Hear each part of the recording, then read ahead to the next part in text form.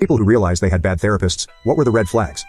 1. So I went to child therapy back in the day. But the therapist always had my dad in the room with my sisters and I. Because of that I was never able to tell her about how he was abusing my sisters and I. I remember every time I answered a question I'd be looking at him for an okay on the answer. She literally never caught on. 2. I was 13.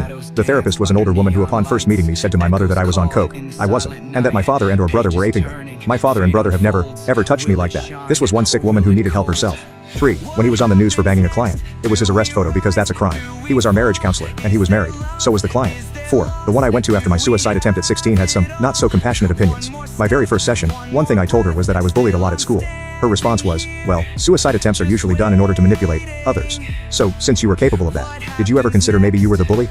I really never spoke to her again. I had to go weekly because of my attempt, but I